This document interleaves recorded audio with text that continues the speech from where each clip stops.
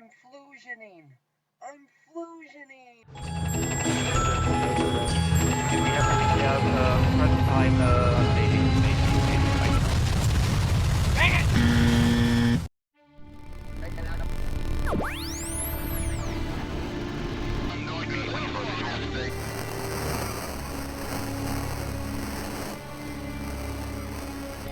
The crew of the Explorer 2 had encountered an anomaly as they flew by Muno, one that did not register visually, nor did it measure instrumentally.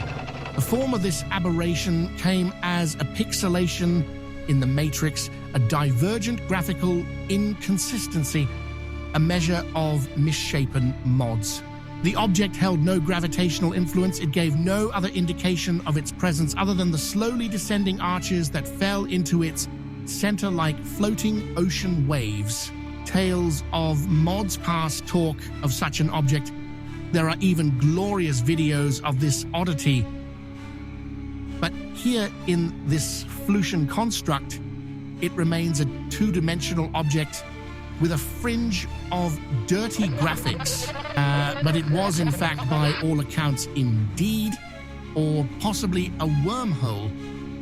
With this discovery, interstellar travel could be just a doorstep away for the young Flusion colony, just a stone's throw from Muno, or the orbit of Muno lies a gateway to another solar system. But first, Ailbro and Hanton still needed to get back to their origins of Flusion. Their journey had lasted 20 days already with this chance flyby of Muno.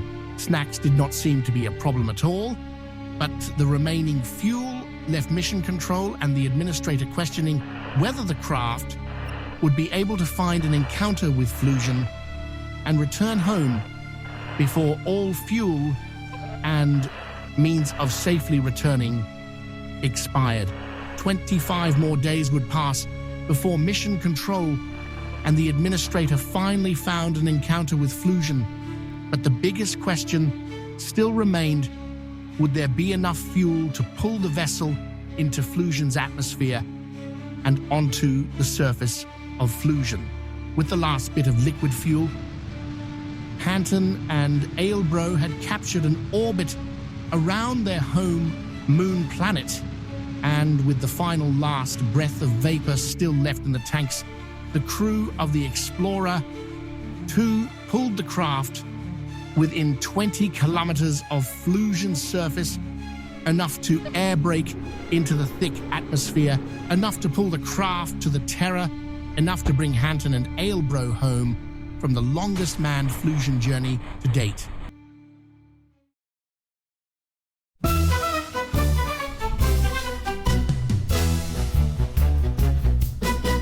When contracts call from far and wide, and data's needed planet-side, one team drops in from sky so blue. It's the science bomber breaking through. Jet wings roar and engines flame, with rovers built to stake their claim. They fly, they drop, they test, they land, with parachutes and science planned. Science bomber!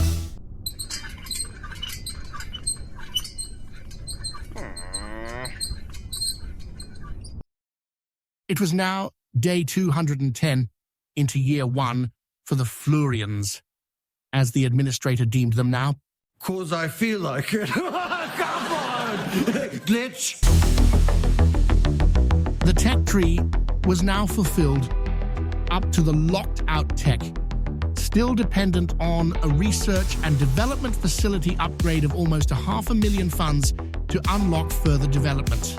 The science laboratory and the survey scanner remained unobtainable behind the tech tree wall, key components to further the colony's exploration and discovery desires. So the administrator at this point decided to set out on a money pit of unsuccessful missions to try to further a foothold into the stars above Flusion, modifications to the before successful Space Lab platform, and missions to follow, mostly to further the successful recovery after failures. was made to first try to dock with the already orbiting Space Lab 1 to expand its docking capabilities. It was learned that the X-axis docking port on Space Lab 1 was installed incorrectly and the project was abandoned, with a contract to establish a station on Aptur, the stray moonlet in Flusion's orbital wake.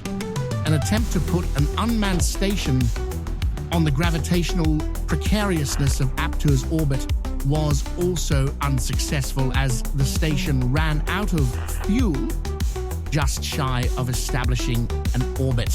It was left to drift in Aptur's wake, a derelict vessel ready to relay communication when needed and ready to be used when salvaged. But it was later discovered to have disappeared from the tracking station completely. Speculation was that it eventually crashed into Aptur and was lost, and another 100,000 of funds were vacated.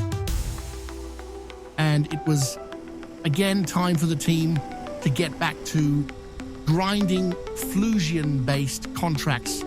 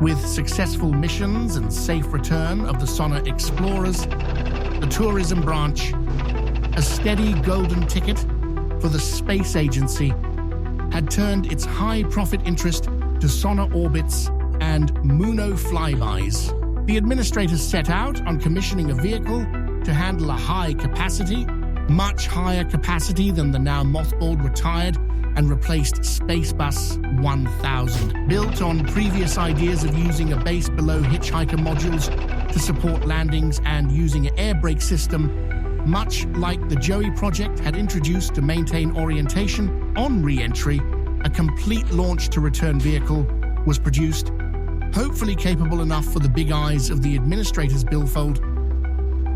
The fuel-hungry thud and skipper engines of the Explorer engine was replaced with a vacuum-efficient Poodle drive, flanked by 4 kickback solid fuel boosters. The 4 hitchhiker modules containing a crew pod stuffed down the middle of each were protected on splashdown by the 4 Salamander modules on the 4 sides.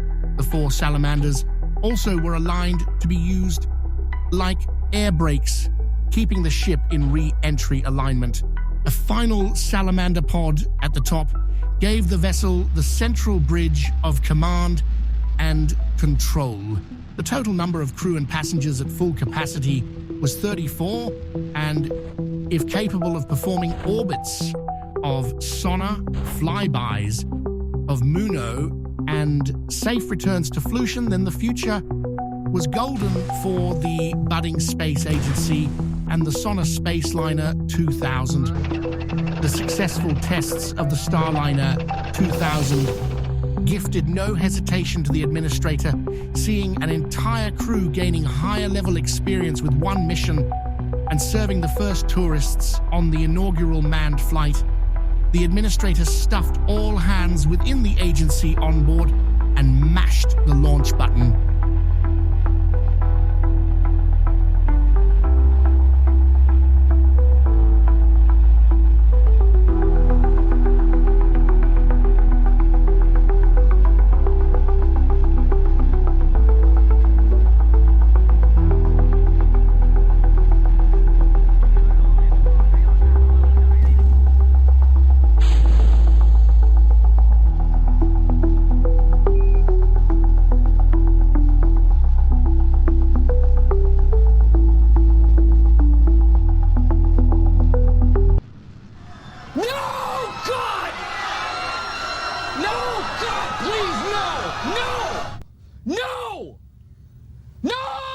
Bill,